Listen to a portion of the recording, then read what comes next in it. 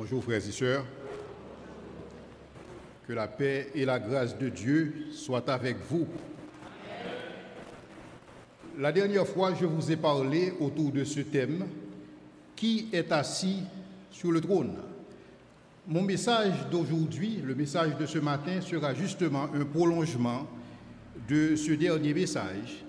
Et j'ai utilisé un texte, et j'ai bien précisé la dernière fois que c'était un prétexte, parce qu'en principe, je ne cite jamais un seul verset dans le contexte de mes prédications.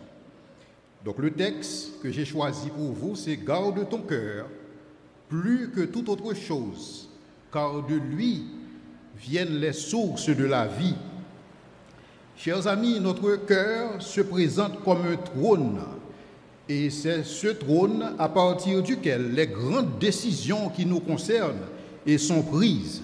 Et la qualité de ces décisions dépend en fait de qui est assis sur ce trône. La dernière fois, je vous ai présenté la situation de Saül qui a voulu siéger en seigneur et maître sur le trône de son cœur. On a considéré la qualité de sa vie, la vie qu'il a vécue. On a considéré son ascension au pouvoir, son règne et sa fin. Nous allons faire la même chose ce matin. Cependant, pour un personnage différent. Le personnage que je vais considérer avec vous, c'est David, l'homme selon le cœur de Dieu.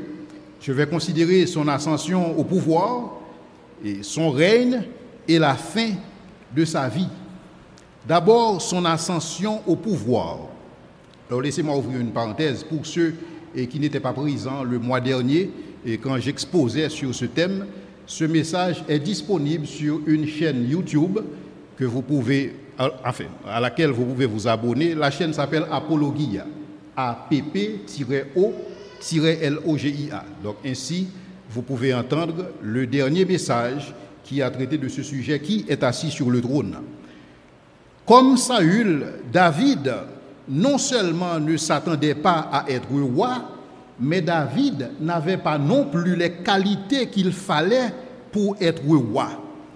Ces deux hommes sont partis du même point de départ. Et ceci, contrairement à ceux qui doivent se positionner pour accéder à une fonction, à un poste politique, ces hommes-là ne pouvaient pas se positionner car ils ne s'attendaient pas à occuper une telle position et de leadership. Pourquoi? Parce que ces deux hommes, chers amis, ont été choisis par Dieu lui-même. Saül fut choisi par Dieu, quoique Dieu l'ait rejeté plus tard, et j'ai expliqué les raisons pour lesquelles Dieu a rejeté le ministère de Saül. Et David aussi était choisi par Dieu. Cependant, ce petit David n'était même pas considéré dans sa maison. En principe, quand Samuel a rendu visite à cette famille, la famille d'Isaïe, en général, quand vous avez un prophète qui rend visite à une famille, c'est toujours une fête. Le prophète rend visite à la famille et au terme de la visite, un sacrifice sera offert. Et c'est exactement ce que Samuel a fait. Il a rendu visite à la famille d'Isaïe, non seulement pour offrir un sacrifice, mais aussi et particulièrement pour oindre un roi, le futur roi d'Israël. Cependant, en arrivant à la maison, Samuel s'attendait à voir tous les fils d'Isaïe se présenter au rendez-vous. Comme je vous dis, quand un prophète du calibre de Samuel se présente chez vous, donc tout le monde a intérêt à être là. Cependant, David n'était pas là. Je vous invite à lire avec moi dans 1 Samuel chapitre 16, les versets 5 à 11, pour vous imprégner un peu du contexte de ce que je vais vous parler ce matin. 1 Samuel 16, versets 5 à 11.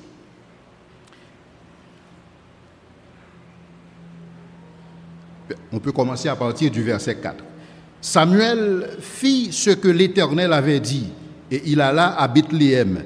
Les anciens de la ville accoururent effrayés au-devant de lui et dirent, « Ton arrivée annonce-t-elle quelque chose d'heureux ?» Il répondit, « Oui, je viens pour offrir un sacrifice à l'Éternel. Sanctifiez-vous et venez avec moi au sacrifice. » Il fit aussi sanctifier Isaïe et ses fils. Écoutez bien. Il fit sanctifier Isaïe et ses fils. Mais David ne faisait pas partie de ses fils qui ont été sanctifiés à cause de la présence de Samuel. Il fit sanctifier Ésaïe et ses fils et il les invita au sacrifice. Lorsqu'ils entrèrent, il se dit, en voyant Eliab, « Certainement, loin de l'Éternel est ici devant lui. » Et l'Éternel dit à Samuel, « Ne prends point garde à son apparence et à la hauteur de sa taille, car je l'ai rejeté. » L'Éternel ne considère pas ce que l'homme considère. L'homme regarde ce qui frappe les yeux, mais l'Éternel regarde le cœur. Isaïe appela Abinadab et le fit passer devant Samuel. Donc c'est comme si Isaïe faisait passer devant Samuel l'ensemble de ses fils. Et Isaïe avait des fils qui étaient bâtis comme une station d'essence. Et à la vue de Samuel, Samuel s'était dit certainement, c'est loin de l'Éternel, il est devant Dieu. Abinadab le fit passer devant, il appela Abinadab et le fit passer devant Samuel. Et Samuel dit, l'Éternel n'a pas non plus choisi celui-ci. Il fit passer Shama et Samuel dit, l'Éternel n'a pas non plus choisi celui-ci. Isaïe fit passer ses 7 fils devant Samuel. Chers amis, Isaïe avait 10 enfants, dont 8 garçons et 2 filles. À cette époque, on ne comptait pas vraiment les femmes. Donc c'est pourquoi les filles d'Isaïe n'étaient pas présentées. Mais cependant, Isaïe, c'est comme si, à la présence de Samuel, il a présenté la réalité qu'il avait 7 fils. Mais en réalité, il avait 8 fils. Et le 8e fils, vous savez de qui je parle. Il fit passer ses 7 fils devant Samuel. Et Samuel dit à Isaïe, l'Éternel n'a choisi aucun d'eux. Mais comme Samuel, il était voyant, il était prophète, il avait ce discernement. Et donc c'est ainsi que Samuel dit à Isaïe, sont cela tous tes fils? Et il répondit, il reste encore le plus jeune, mais. Pourquoi ce mais? C'est un fils, comme tous les fils. Il reste encore le plus jeune, mais il fait paître les brebis. Alors Isaïe dit, envoie-le chercher, car nous ne placerons pas avant qu'il ne soit venu ici. Isaïe l'envoya chercher. Or, il était blond avec des yeux bleus. Ça, c'est Samuel qui est en train de décrire la personne de David. Nous savons que Samuel aime ce qui frappe les yeux. Et Dieu le lui avait rappelé, n'est-ce pas? L'homme regarde ce qui frappe les yeux, mais l'Éternel regarde le cœur. Cette description qui est fournie de David nous donne une indication de ce que Samuel, en principe, considérait. Donc, Isaïe l'envoya chercher. Or, il était blond, avec de beaux yeux et une belle figure. L'Éternel dit à Samuel, lève-toi et oins-le, car c'est lui. Samuel prit la corne d'huile et l'oignit au milieu de ses frères.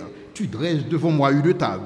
David va en parler plus tard. Samuel prit la corne d'huile et l'oignit au milieu de ses frères. L'Esprit de l'Éternel saisit David à partir de ce jour. Et dans la suite, Samuel se leva et s'en alla à Rama. Chers amis, le père terrestre de David ne considérait pas que David pourrait être le futur roi d'Israël. Cependant, son père céleste était d'un autre avis. Il pensait le contraire. Et je me demande si certainement David devait avoir accès à cette information, que quand Samuel a visité la famille et tous ses frères étaient présentés au devant de Samuel et cependant lui, il n'était pas invité. Je me demande si c'est pas pour cette raison que David a dit que mon père et ma mère m'abandonnent, mais l'Éternel me recueillera. Et c'est ainsi que Isaïe croyait que peut-être que ce jeune David, il n'est pas destiné à la grandeur. Cependant, son père allait faire de lui, non son Père céleste, allait faire de lui non seulement le roi d'Israël, mais un standard à partir duquel la qualité des autres rois serait mesurée. Je ne sais pas ce que vous voyez dans le contexte de ce passage. Et donc Samuel insista pour savoir s'il n'y avait pas d'autres fils. Et c'est ainsi qu'on le fit chercher. Chers amis, Dieu nous connaît. Dieu connaît notre adresse. Dieu connaît votre nom. Dieu sait votre situation. Et le Seigneur, il peut faire appel à vous, quand bien même que les hommes, quand bien même que les autres veulent que vous passiez inaperçus. Mais cependant, Dieu vous connaît. Dieu connaissait le jeune David. Dieu connaissait le jeune berger. Son père ne croyait pas qu'il pouvait être destiné à la grandeur. Cependant, Dieu avait des choses en perspective pour lui. La Bible nous parle de ce Dieu qui appelle les choses qui ne sont pas comme si elles étaient. Et c'est ainsi que l'Esprit de l'Éternel saisit David à la vue de Samuel et à la vue d'Isaïe et à la vue de ses frères. Voici comment le jeune David allait accéder au trône.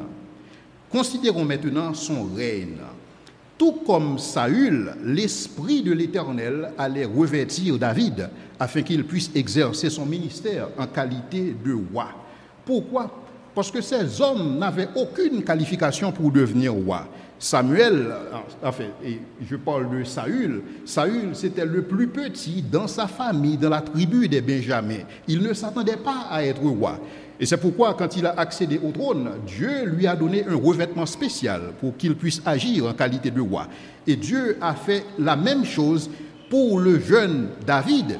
Et c'est ainsi qu'avec ce revêtement spécial, ces hommes ont pu, si vous voulez, conquérir des territoires pour la gloire de Dieu. Ils ont pu faire la guerre et ont eu gain de cause. Je vous invite à lire avec moi 1 Samuel 14, verset 47 et 1 Samuel 18, le verset 5.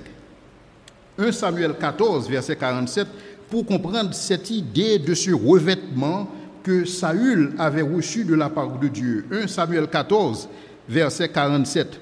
Après que Saül eut pris possession de la royauté sur Israël, il fit de tous côtés la guerre à tous ses ennemis, à Moab et aux enfants d'Ammon, à Édom et au roi de Tsoba et aux Philistins, et partout où il se trouvait, il était vainqueur à cause de ce revêtement spécial. Mais comme je vous l'ai dit dans mon dernier message, Saül a confondu revêtement spécial, revêtement spirituel et capacité personnelle. Et c'est pourquoi la Bible nous enseigne que cette capacité, ce n'est pas à dire que nous soyons par nous-mêmes capables de concevoir quelque chose comme venant de nous-mêmes. Notre capacité vient de Dieu. Et Paul nous rappelle aussi que nous portons ce trésor dans des vases de terre afin que cette grande puissance soit attribuée à Dieu et non pas à nous. Mais Saül n'avait pas compris que ce revêtement, c'était un revêtement spirituel. Il l'a confondu avec une certaine capacité personnelle qu'il posséderait. Et c'est justement ce qui allait causer sa perte. Lisons maintenant 1 Samuel 18, le verset 5, pour comprendre la nature de ce revêtement que David, lui aussi, possédait. 1 Samuel 18, le verset 5. Dans 1 Samuel 18, le verset 5, nous lisons « David allait et réussissait partout où l'envoyait Saül. Il fut mis par Saül à la tête des gens de guerre et il plaisait à tout le peuple, même aux serviteurs de Saül. » Donc, et David et Saül avaient reçu de la part de Dieu un revêtement spécial pour exercer leur ministère en qualité de roi. Maintenant, est-ce que, comme Saül, David allait confondre revêtement spirituel et capacité personnelle pour avoir une grosse tête et pour se perdre? Non. David a choisi un chemin différent. Dieu a donné le trône à David, et vous savez ce qu'a fait David? David a rendu le trône à Dieu. Dieu a placé David sur un trône et David a choisi, au lieu d'être le numéro 1, il a voulu que ce soit Dieu qui soit le numéro 1 et à lui-même d'être le numéro 2. Et c'est ce que je vais vous présenter dans le contexte de ce message. Je veux vous présenter 8 considérations qui prouvent que effectivement David a choisi que c'est Dieu qui règne sur le trône de son cœur. Et je prie que les exemples que je vais vous fournir, les évidences que je vais vous fournir en ce qui concerne la vie de David, et que ces évidences soient aussi utilisées pour nous, pour jauger, est-ce que effectivement c'est Dieu qui est assis sur le trône de notre cœur? D'où le message de ce matin. Qui est assis sur le trône? La première considération que je voudrais vous présenter en ce qui concerne David, c'est son respect pour les choses de Dieu. C'est son respect pour ce qui est sacré. Le trône, chers amis, était promis à David. Quand Samuel, justement, s'était rendu dans la maison d'Isaïe, Samuel avait oint David en tant que roi. Donc David savait, puisque c'est Dieu qui l'a décidé ainsi, et nous le savons, ce que sa bouche a dit, sa main l'accomplira. Donc David savait qu'il allait devenir roi, mais cependant David ne voulait pas devenir roi à n'importe quel prix. Il ne voulait pas le pouvoir à tout prix. David a attendu le timing de Dieu. Il était loin pour être roi, mais il a attendu le timing de Dieu, quoiqu'il n'était pas au courant de ce timing. Selon certains historiens, quand Samuel s'était rendu dans la maison d'Isaïe, le jeune David n'avait que 16 ans. Mais cependant, il a accédé au pouvoir 14 années plus tard. Il a attendu, et chers amis, il a attendu patiemment. Parce qu'il ne voulait pas le pouvoir à n'importe quel prix. Il a attendu. Et cependant, les opportunités ne manquaient pas à David. Des opportunités pour fomenter un coup d'État, par exemple. Je ne sais pas si vous vous souvenez de cet épisode où les Philistins avaient leur propre champion et David s'était présenté comme le champion d'Israël qui a terrassé ce géant Goliath. David aurait pu utiliser cette victoire pour se présenter comme le véritable champion d'Israël, parce que les Israélites avaient compris que le champion n'était pas Saül. Au contraire, Saül tremblait en la présence de Goliath. Mais le jeune David s'était présenté, il a terrassé le géant et il l'a décapité. C'est le champion d'Israël. David aurait pu utiliser cette opportunité pour se présenter comme moi. Et s'il l'avait fait, ça aurait été légitime de sa part, car il est loin de l'Éternel. Mais cependant, il a attendu. Il a attendu son tour. Il a attendu patiemment. Et non seulement il y a eu cet épisode, il y a eu aussi d'autres épisodes où David avait des conquêtes. David avait obtenu pas mal de victoires. Je ne sais pas si vous vous souvenez, à cette époque, les filles chantaient à cette époque, Saül a tué ses 1000 et David a tué ses 10 000. Donc David avait l'opportunité de s'introduire et de dire à Israël, ce Saül que vous voyez, ce n'est pas le véritable roi, c'est un figurant. Le véritable roi, c'est moi. J'ai terrassé Goliath et j'ai eu gain de cause sur les Philistins.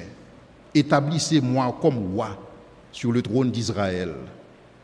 David avait ces opportunités-là. Mais David a choisi de ne pas saisir ces opportunités. Il a attendu le timing de Dieu. Non seulement, je ne sais pas si vous vous souvenez de ces épisodes où Saül a engagé des poursuites contre David. Et à 2 reprises, David a eu l'opportunité de désarmer Saül. Personnellement, c'est ce que nous lisons en 1 Samuel 24, versets 1 à 8, 1 Samuel 24, versets 14 à 20. Lisons ces passages. Lisons-les. Nous sommes à l'église. Ouvrez vos Bibles avec moi et on va lire 1 Samuel chapitre 24, versets 1 à 8. 1 Samuel 24, 1 à 8, pour comprendre l'opportunité que David avait. 1 Samuel 24, 1 à 8. De là, David monta vers les lieux forts d'Engedi où il demeura. Lorsque Saül fut revenu de la poursuite des Philistins, on vint lui dire, voici David est entré dans le désert d'Engedi. Saül prit 3000 hommes d'élite sur tout Israël et il alla chercher David et ses gens jusque sur les rochers des boucs sauvages.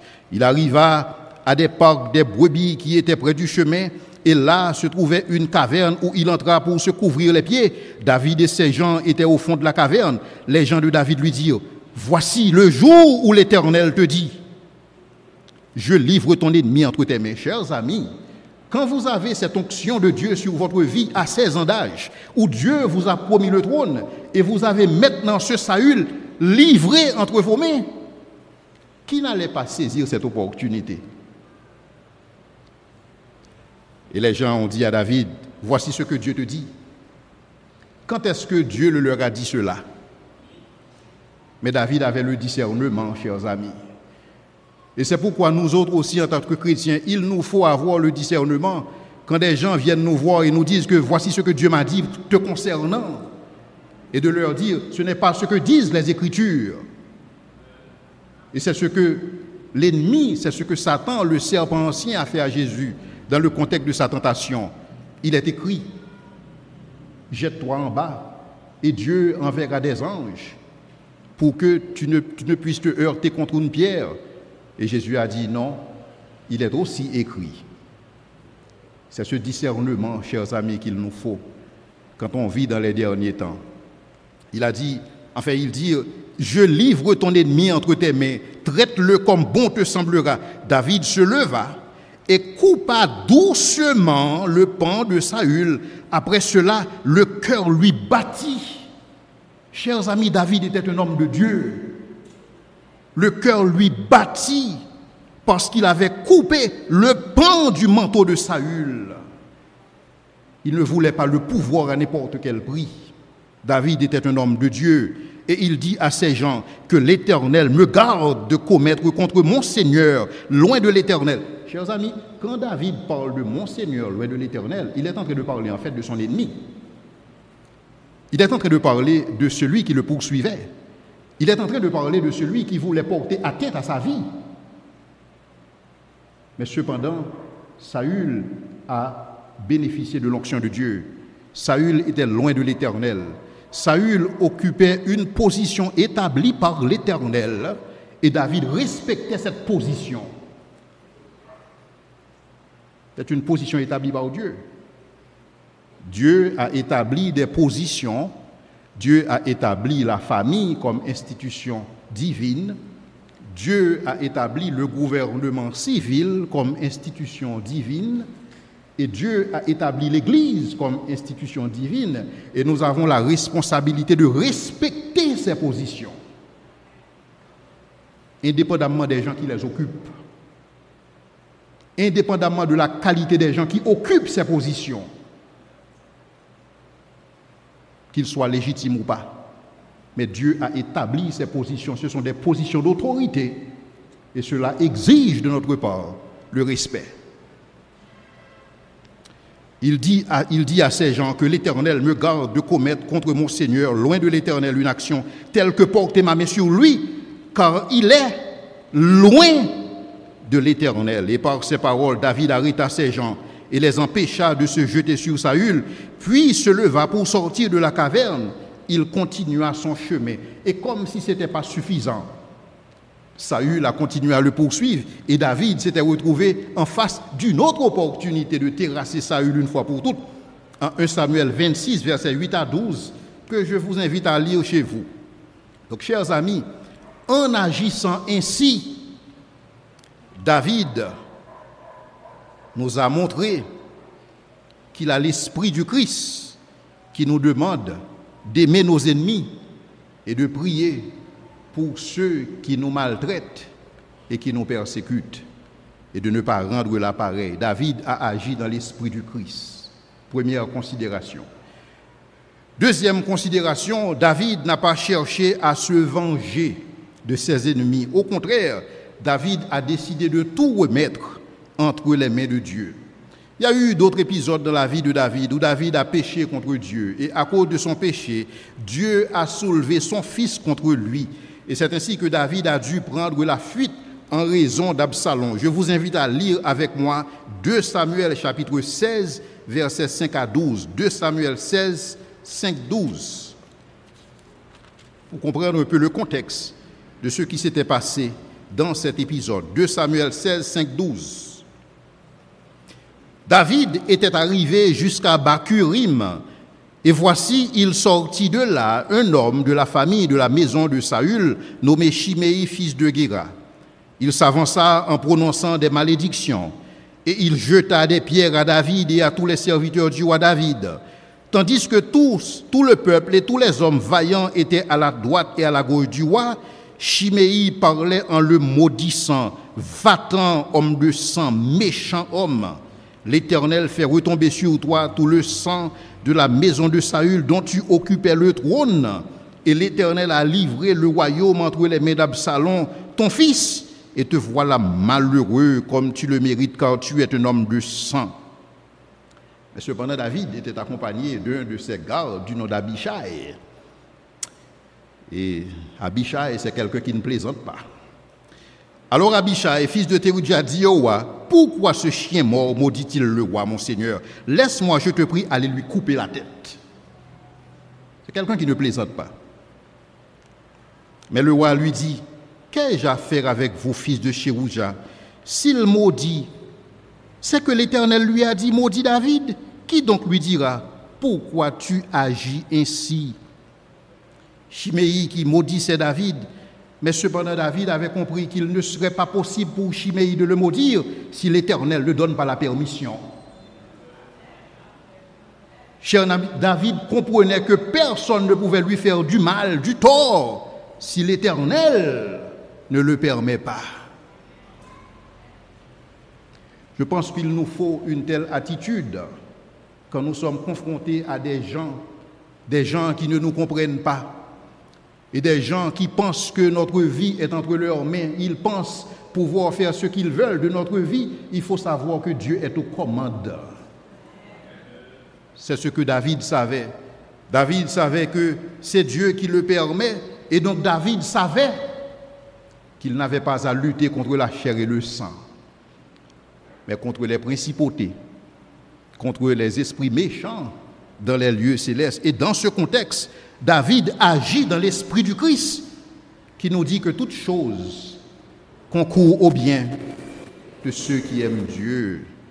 Parce que nous sommes sous la garde de Dieu. Ce n'est pas le hasard qui gouverne notre vie, mais c'est Dieu qui est aux commandes. Troisième considération, David a fait montre de cœur repentant face à ses péchés. Je ne sais pas encore si vous vous souvenez de cet épisode où David a péché contre Dieu. Cependant, contrairement à Saül qui a dit à Samuel, « Samuel, j'ai péché, mais honore-moi en présence du peuple », David a choisi autre chose. Cependant, nous savons aussi pourquoi David a péché contre Dieu. La Bible nous dit en 2 Samuel chapitre 11, versets 1 à 4, que je vous invite aussi à considérer avec moi, 2 Samuel chapitre 11, versets 1 à 4, on va essayer de tirer une leçon spirituelle dans les causes du péché de David, parce que ces choses ont été écrites pour notre instruction, à nous qui sommes parvenus à la fin des siècles. 2 Samuel chapitre 11, versets 1 à 4. L'année suivante, au temps où les rois se mettaient en campagne, c'est-à-dire c'est le contexte. En général, il y a une période où les rois se mettent en campagne, où les rois sont occupés. Mais cependant, David, il ne s'était pas mis en campagne comme les autres rois. L'année suivante, au temps où les rois se mettaient en campagne, David envoya Joab avec ses serviteurs et tout Israël. En principe, un roi, c'est quelqu'un qui doit marcher à la tête de son armée en campagne. Mais David a choisi de faire autrement. Il délégua. Chers amis, il y a des responsabilités qu'on ne délègue pas. C'est ce que j'ai appris en management. Donc David n'aurait pas dû déléguer cette responsabilité à Joab, mais il devait, comme les autres rois, se mettre en campagne. Alors, c'est ainsi que dans le verset 2, nous lisons « Un soir, David se leva de sa couche, car il n'était pas en campagne, et comme il se promenait, car il avait du temps libre, il avait beaucoup de temps, il se promenait sur le toit de la maison royale, et il aperçut là une femme qui se baignait. » Et vous connaissez le reste de l'histoire, n'est-ce pas? C'est même pas la peine de lire. Tout simplement, David se retrouvait dans une situation où il était oisif. André Dumas, fils, a raison. L'oisiveté est la mère de tous les vices. Dès que vous n'êtes pas occupé dans les choses de Dieu, dès que vous n'êtes pas occupé pour Dieu, l'ennemi aura raison de vous. Parce que la Bible nous dit qu'il guette autour de nous comme un lion rugissant, cherchant qui dévorer. Mais s'il vous trouve oisif, chers amis, vous avez déjà perdu la bataille. Donc c'est ainsi que David, quand il fut confronté par le prophète Nathan, vous connaissez l'épisode où Nathan a utilisé une parabole pour dire à David, il y avait un homme qui avait une seule brebis, et il y avait un autre qui avait plusieurs brebis, et il a voulu faire une fête, et il a pris la brebis de l'homme, il a pris la seule brebis de l'autre. Et David s'était mis en colère, et il a dit, cet homme méchant doit périr. Et Nathan, c'était un homme de Dieu qui avait le courage de regarder David dans les yeux et de lui dire, tu es cet homme-là. Ce sont ces serviteurs de Dieu qu'il nous faut aujourd'hui, chers amis.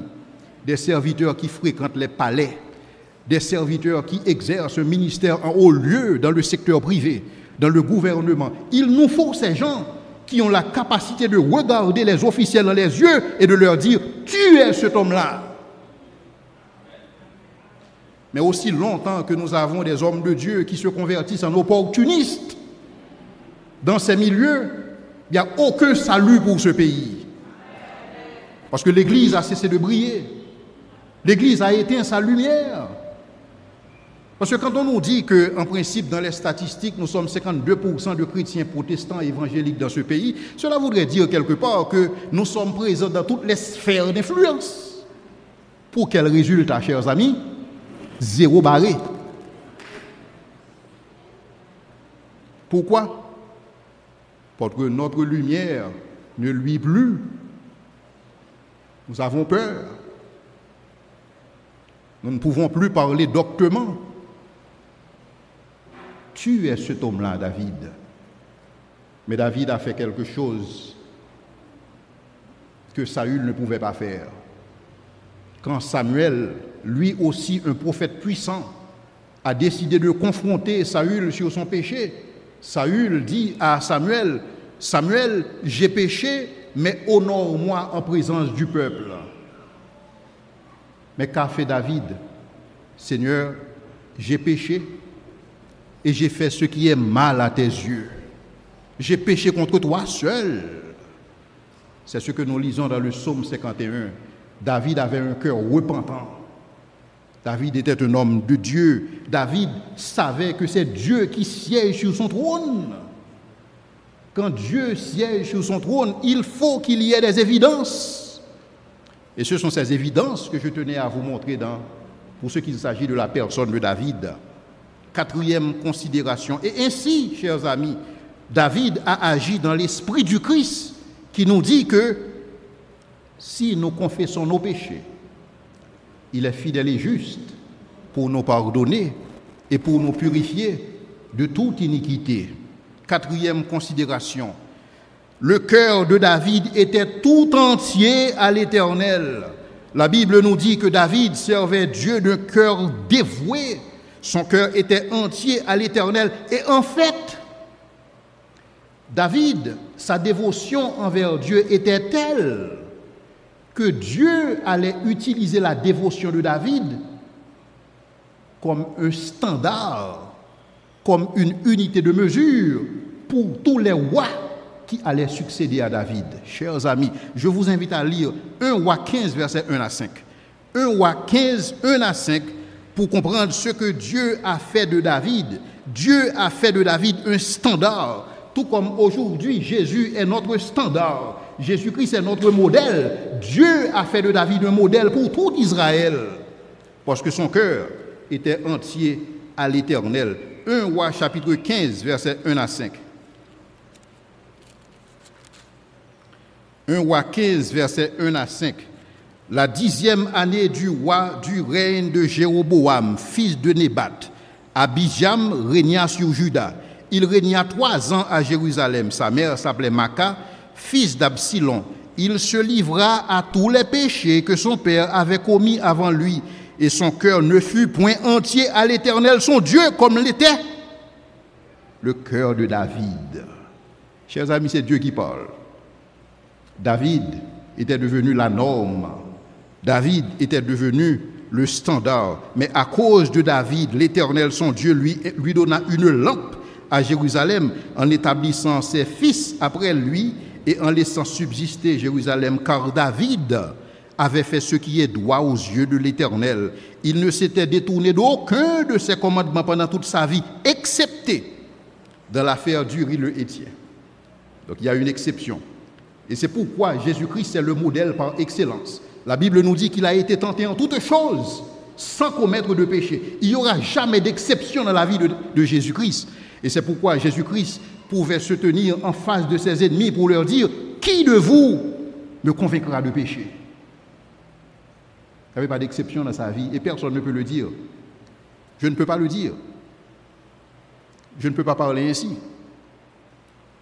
Donc Dieu a fait de David la norme. Dieu a fait de David le standard par lequel les autres rois seraient mesurés. Et contrairement à Saül, qui offrait à Dieu ce qui est chétif et méprisable, David offrait à Dieu le meilleur de lui-même.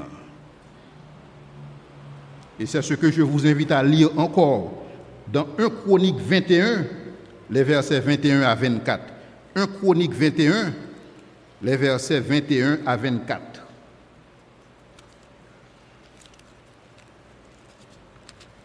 « 1 Chronique 21, versets 21 à 24. Lorsque David arriva auprès d'Ornan, Ornan regarda et il aperçut David, puis il sortit de l'air et se prosterna devant David, le visage contre terre. David dit à Ornan, « Cède-moi l'emplacement de l'air pour que j'y bâtisse un autel à l'Éternel, cède-le-moi contre sa valeur en argent, afin que la plaie se retire de dessus le peuple. » Ornan répondit à David, « Prends-le, et que mon Seigneur le roi fasse ce qui lui semblera bon. Voici, je donne les bœufs pour l'holocauste, je donne les chars pour le bois, je donne le froment pour l'offrande, je donne tout cela. » Mais le roi David dit à Ornan, « Non, je veux l'acheter contre sa valeur en argent, car je ne présenterai point à l'Éternel ce qui est à toi, et je n'offrirai point un holocauste à Dieu qui ne me coûte rien. » Puisque c'est Dieu qui régnait sur le trône du cœur de David, alors David pouvait donner à Dieu le meilleur de lui-même.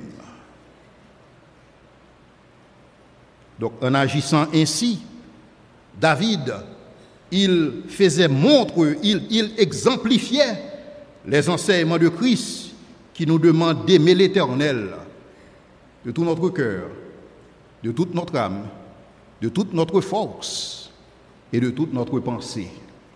5e considération. David n'avait pas peur d'attribuer le crédit à qui le crédit était dû.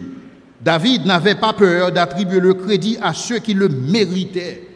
Chers amis, contrairement à Saül, David, c'était un roi qui était en sécurité. David n'avait pas peur que d'autres soient sous les projecteurs. David était en sécurité. Mais pour d'autres, c'était différent. Pourquoi? Parce que David savait en quoi il croyait. Chers amis, quand on regarde l'histoire des rois d'Israël, quand on regarde l'histoire de Saül, personne ne connaît les noms des généraux qui étaient avec Saül, sinon Abner, fils de Ner. Personne ne connaît leur nom. Pourquoi? Parce que Saül voulait être celui qui soit sous les rampes, sous les feux des projecteurs. Et même un jour, Jonathan a obtenu une victoire. Saül s'était crédité cette victoire. Même la victoire de son fils est une menace pour lui. C'est un roi qui n'était pas en sécurité. Mais cependant, David était en sécurité car il savait en quoi il croyait et pourquoi il croyait. Et c'est pourquoi je vous invite à lire avec moi les noms des hommes qui ont marché avec David. David cite leurs noms, David cite leurs exploits. Et en fait, nous savons que David est celui qui a terrassé ce géant Goliath. Mais cependant, ces hommes aussi ont terrassé des géants. Et David n'a pas eu peur de raconter l'histoire, car il était en sécurité avec lui-même. Je vous invite à lire avec moi dans 1 Samuel chapitre 14, verset 50, et nous allons lire 2 Samuel 23, versets 8 à 39.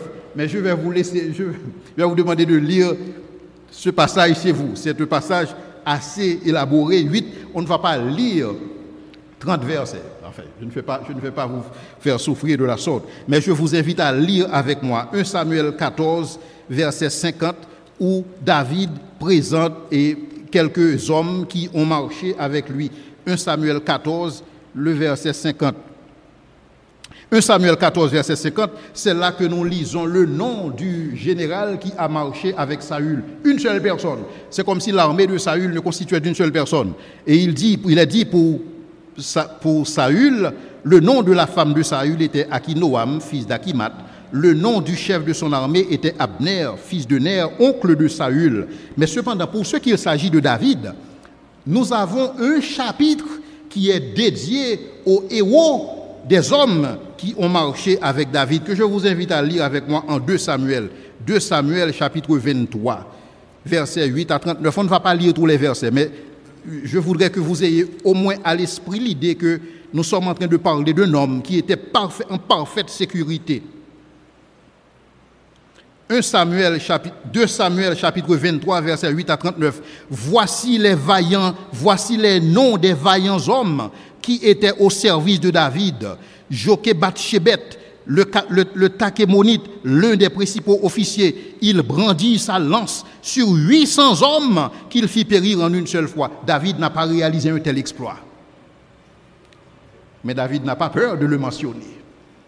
Après lui, Éléazar, fils de Dodo, fils d'Akonik, il était l'un des 3 guerriers qui affrontèrent avec David les Philistins rassemblés pour combattre, tandis que les hommes d'Israël se retiraient sur les hauteurs. Il se leva et frappa les Philistins jusqu'à ce que sa main fût lasse et qu'elle restât attachée à son épée. L'Éternel opéra une grande délivrance en ce jour. Le peuple revint après Éléazar seulement pour prendre les dépouilles. David n'a pas réalisé un tel exploit. Écoutez vers le verset 11. Après lui, Shama, fils d'Agé, Agar, les Philistins s'étaient rassemblés à Léki. Il y avait là une pièce de terre remplie de lentilles, et le peuple fuyait les Philistins. Shama se plaça au milieu du camp et le protégea et battit les Philistins. Et l'Éternel opéra une grande délivrance. C'est-à-dire, David n'avait pas peur de dire que l'Éternel peut utiliser d'autres personnes aussi bien que moi. David était en sécurité. Il n'y a pas que vous que l'Éternel puisse utiliser. Et c'est pourquoi Moïse disait, quand on lui rapporta dans le camp que certains prophétisaient, Moïse a dit, puisse toute l'assemblée de l'Éternel être composée de prophètes. Et c'est là mon souhait aussi. Puisse toute l'assemblée de l'Éternel être composé de prophètes. Verset 13. 3 des 30 chefs descendirent au temps de la moisson, vinrent auprès de David dans la caverne d'Adoulam. Lorsqu'une troupe de Philistins était campée dans la vallée de Réphaïm, David était alors dans la forteresse. Il y avait un poste de Philistins à Bethléem. David eut un désir qui ne fera boire de la citerne à qui est à la porte de Bethléem. Alors les 3 vaillants hommes passèrent, les 3 vaillants hommes dont je viens de citer les noms, ils passèrent le camp des Philistins et puisèrent de l'eau à la citerne, et qui est à la porte de Bethléem. Ils la portèrent et la présentèrent à David, mais il ne voulut pas boire, et il la répandit devant l'Éternel. Et il dit, loin de moi, ô Éternel, la pensée de faire cela, boirai-je le sang de ces hommes qui sont allés au péril de leur vie? Et il ne voulut pas boire. Voici ce que firent ces 3 vaillants hommes. Et la liste continue, parce que David était un homme qui était en parfaite sécurité. Et ainsi, David agissait dans l'esprit du Christ, qui nous demande de rendre l'honneur à qui l'honneur est dû, selon Romains 13, le verset 7. 6e considération. David s'associe tant aux faibles qu'aux grands. Chers amis, beaucoup veulent se faire paraître, beaucoup veulent se donner de l'importance. Ils veulent se donner une valeur qui souvent ils ne possèdent pas. Et c'est pourquoi, dans leur façon de faire, ils ne veulent s'associer qu'aux grands. Pendant ce temps, ils rejettent les faibles, ils rejettent les pauvres, ils rejettent les démunis. David n'était pas ainsi, parce que David savait qui il était. David savait que sa valeur n'était pas en fonction de qui est avec lui, mais David savait que sa valeur était due au fait qu'il est créé à l'image de Dieu et selon sa ressemblance. Et dans ce contexte, sa valeur n'est pas extrinsèque, c'est-à-dire en dehors de lui, sa valeur est intrinsèque. Sa valeur n'est pas en fonction de son compte en banque, sa valeur n'est pas en fonction de son niveau d'éducation, sa valeur n'est pas en fonction de son arrière-plan socio-professionnel, sa valeur n'est pas en fonction du quartier où il habite, mais sa valeur dépend d'une seule chose. Il est créé à l'image de Dieu et selon sa ressemblance. Chers amis, voilà ce qui nous confère de la valeur aux yeux de Dieu. Peut-être pas aux yeux des hommes, mais que faire de ce que pensent les hommes? Peu importe ce que pensent les hommes, ce qui est important pour nous, c'est ce que Dieu pense de nous. Donc David connaissait sa valeur. Et c'est pourquoi David, dans cet épisode, je pense avoir prêché ce message ici sur Méphibosheth de Lo-debar. Mais je vous invite quand même à lire avec moi en 2 Samuel, les versets 1 à 13. 2 Samuel chapitre 9, les versets 1 à 13, pour vous situer un peu le contexte de cette considération que je veux faire pour ce qu'il s'agit de la personne de David. 2 Samuel chapitre 9, les versets 1 à 13.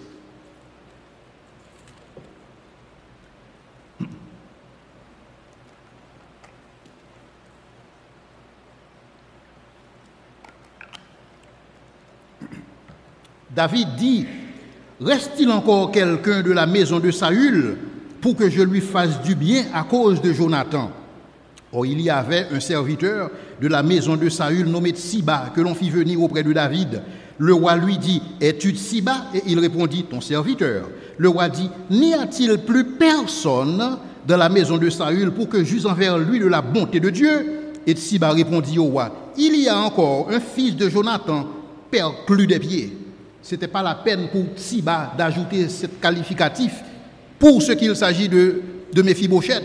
Ce n'est pas ce que David lui avait demandé.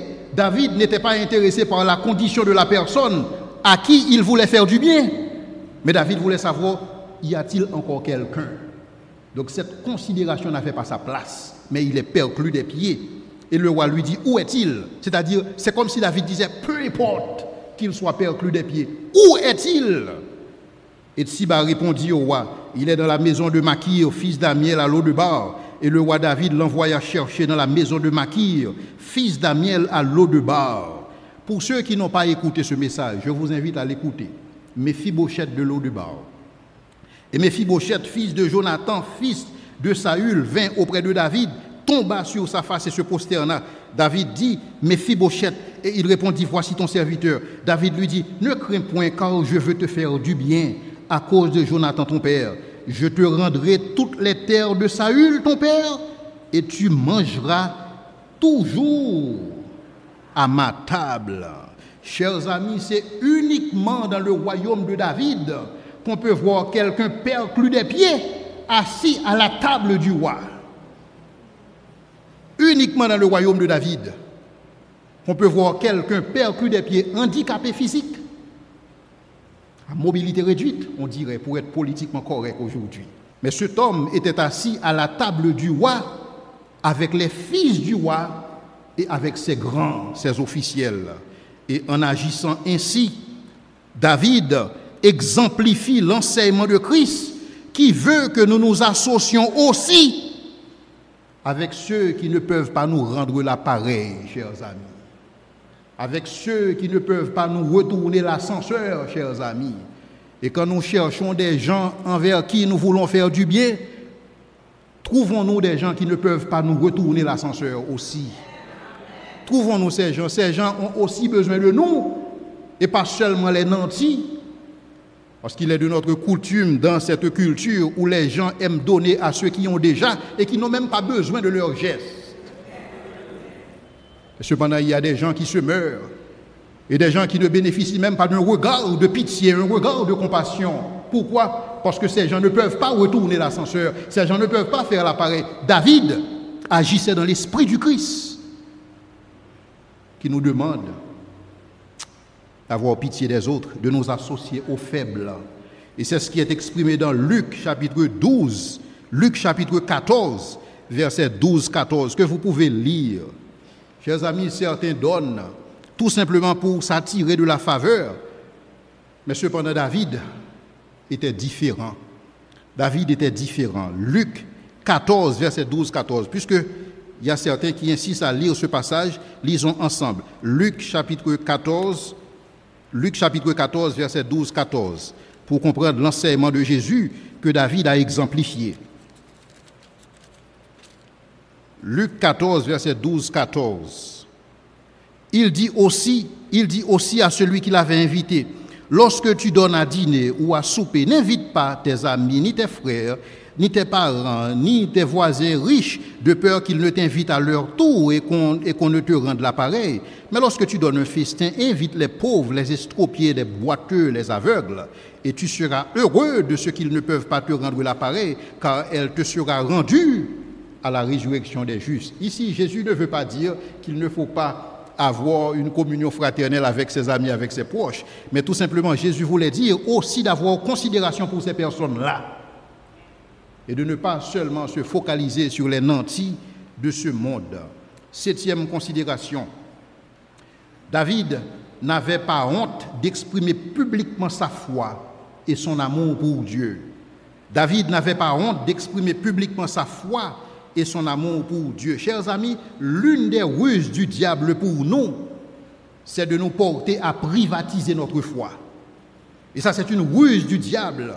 Donc notre foi est vécue uniquement dans les églises, notre foi est vécue uniquement entre amis chrétiens, alors que la foi chrétienne, c'est une foi militante. Des fois, j'aime écouter ces gens qui me parlent et qui me disent, Leslie, tu sais, et je ne peux pas persévérer comme toi, et parce que je suis un chrétien non pratiquant. Chers amis, cette expression ne fait pas partie de ce qu'enseignent les évangiles. Un chrétien ne peut pas être non pratiquant. Je suis un chrétien, mais tu sais, moi je suis non pratiquant. David n'avait pas peur de s'afficher pour Dieu. Il y a des gens qui ont peur de s'afficher comme chrétiens dans certains milieux. Ils ont peur. Il y a des gens qui pensent que étudier la parole de Dieu, méditer la parole de Dieu, il faut être pasteur pour le faire. J'ai une très mauvaise nouvelle pour vous. Je ne suis pas pasteur. Je suis un professionnel du management. C'est ce que je fais. Mais j'aime Dieu. C'est pourquoi je passe du temps dans les Écritures, pour connaître ce que Dieu dit, parce que je veux m'afficher pour Dieu. Il y a un ami un jour qui m'a appelé, qui m'a dit, Leslie, est-ce que tu n'as pas peur quand tu t'affiches autant que des gens ne te prennent plus pour un professionnel? Peu importe. Peu importe. Je veux m'afficher pour mon Dieu. La Bible nous appelle des ambassadeurs pour Christ.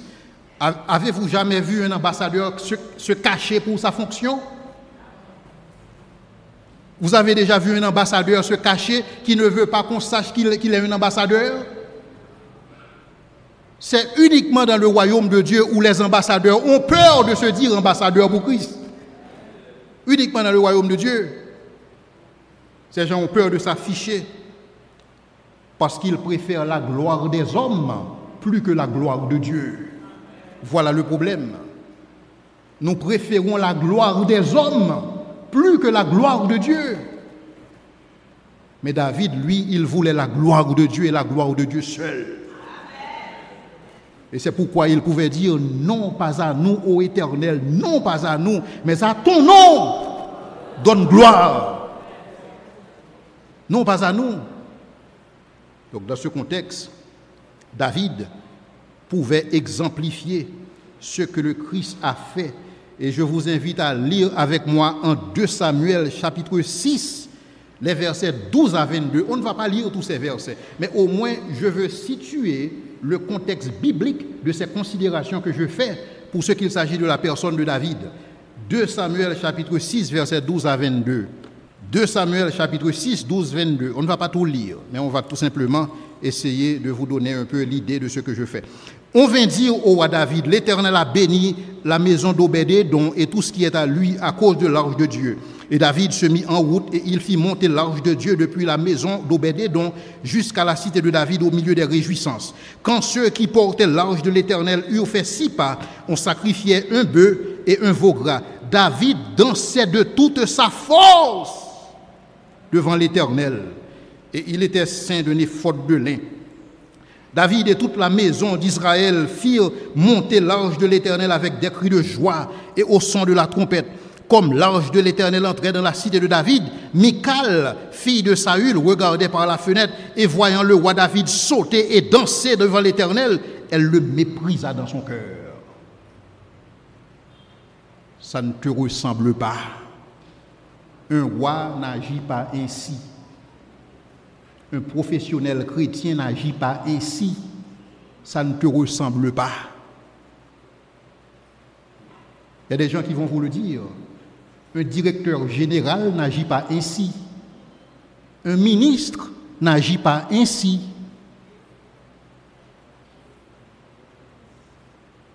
Après qu'on eut amené l'arche de l'Éternel, on l'a mis à sa place au milieu de la tente que David avait dressée pour elle. David offrit devant l'Éternel des holocaustes, etc. Verset 20. David s'en retourna pour bénir sa maison. Milca, fille de Saül, sortit à sa rencontre. Elle dit, verset 20, quel honneur aujourd'hui pour le roi d'Israël de s'être découvert aux yeux des servantes et de ses serviteurs comme se découvrait un homme de rien. C'est pas une tête marée. Non, ce sont des gens de rien du tout qui agissent ainsi. Trop de zèle pour l'Éternel. David répondit à Michal, c'est devant l'Éternel qui m'a choisi de préférence à ton père et à toute sa maison pour m'établir chef sur le peuple de l'Éternel, sur Israël. C'est devant l'Éternel que j'ai dansé et je veux encore paraître plus vil que cela. Et je veux m'abaisser à mes propres yeux, car il faut qu'il croisse et que je diminue. Donc David, dans ce contexte, il agissait dans l'esprit de Christ, qui nous demande de ne pas avoir honte de lui, ni de son royaume, selon Marc chapitre 8, le verset 38. Huitième et dernière considération. David cherche le bien-être de Dieu avant son bien-être personnel. Vous savez que certains n'ont aucun problème à voir la maison de Dieu en lambeaux pendant qu'ils habitent dans la luxure. Ces gens-là n'ont aucun problème. Ils n'ont aucun problème de savoir que le système sonore de l'Église n'est pas à point. Peu importe pour eux. Ces gens n'ont aucun problème de savoir que l'Église n'est pas en mesure de payer ses factures. Peu importe. Parce que ça marche pour moi. Ces gens n'ont aucun problème que l'Église se retrouve dans une situation où ces indicateurs financiers sont tous au rouge. Ce n'est pas leur problème à eux. D'autres sont tellement préoccupés par leur survie, sont si préoccupés par la poursuite du bonheur, par la poursuite des richesses personnelles. Ils sont si occupés par leur petite vie, par leur petite personne, et qu'ils n'ont pas assez de temps pour voir ce qui manque dans le royaume de Dieu et de supporter amplement. Mais cependant, David n'était pas ainsi. David, un jour, se sentit mal à l'aise. Mal à l'aise pourquoi? Parce qu'il habite dans une maison de cèdre, alors que l'arche de l'Éternel dort sous des tentes. Écoutez 2 Samuel 7, versets 1 à 17. 2 Samuel 7, 1 à 17. C'est le dernier passage que je vous invite à lire avec moi. 2 Samuel chapitre 7, versets 1 à 17. Lorsque le roi habita dans sa maison et que l'Éternel lui eut donné du repos, après l'avoir délivré de tous les ennemis qui l'entouraient, il dit à Nathan le prophète, « Voici, j'habite dans une maison de cèdre et l'arche de l'Éternel habite au milieu d'une tente. » David se sentait mal à l'aise. Non, ce n'est pas normal que je vis là où je vis et que l'arche de l'Éternel, qui représente sa présence, puisse habiter sous des tentes. David était mal à l'aise. Nathan répondit au roi, « Va, fais tout ce que tu as dans le cœur, car l'Éternel est avec toi. » La nuit suivante, la parole de l'Éternel fut adressée à David. Écoutez bien ce que je vais vous dire. L'une des raisons pour lesquelles David est présenté comme un roi dont le nom est consigné dans l'éternité, c'est en raison de ce passage. Et c'est pourquoi justement Jésus est présenté comme un roi à la manière de David, un roi qui va siéger sur le trône de David éternellement. C'est cet élan de cœur, c'était cette volonté de David de voir que le royaume de Dieu soit bien pourvu. C'était cet élan de cœur qui a valu que le nom de David rentre dans l'éternité. Chers amis, faites très attention à la manière dont vous traitez le royaume de Dieu. Faites très attention. Jésus dit, cherchez premièrement le royaume. Faites très attention quant à votre centre d'intérêt. Faites très attention quant à ceux qui constituent votre centre d'attraction. Faites très attention. Verset 4. La nuit suivante, la parole de l'Éternel fut adressée à Nathan. Va dire à David, mon serviteur, ainsi parle l'Éternel, est-ce toi qui me bâtirais une maison pour que j'en fasse ma demeure? Mais je n'ai point habité dans une maison depuis le jour où j'ai fait monter les enfants d'Israël hors d'Égypte. Jusqu'à ce jour, j'ai voyagé sous une tente et dans un tabernacle. Partout où j'ai marché avec tous les enfants d'Israël, ai-je dit un mot à une tribu d'Israël que j'avais ordonné de perdre mon peuple d'Israël? Ai-je dit, pourquoi ne me bâtissez-vous pas une maison de cèdre? C'est comme si Dieu disait, si j'avais faim, je ne te le dirais pas. Dieu ne demande pas. Mais vous devez connaître quelles sont vos responsabilités vis-à-vis de ce Dieu. Il ne va pas vous demander, il ne va pas vous exiger. Mais vous devez savoir ce que ce Dieu a fait pour vous et de lui prouver que vous n'êtes pas un ingrat. Maintenant, tu diras à mon serviteur David, ainsi parle l'Éternel des armées, je t'ai pris au pâturage derrière les brebis pour que tu fusses chef sur mon peuple, sur Israël. J'ai été avec toi partout où tu as marché.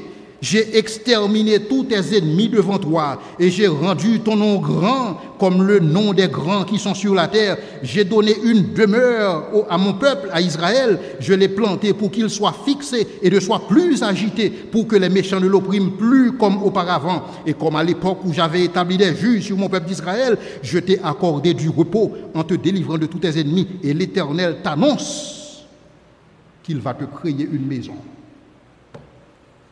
Chers amis, voici ce que Dieu dit à David. David, ok, tu veux me bâtir une maison, toi? Eh bien moi, je vais te bâtir une dynastie.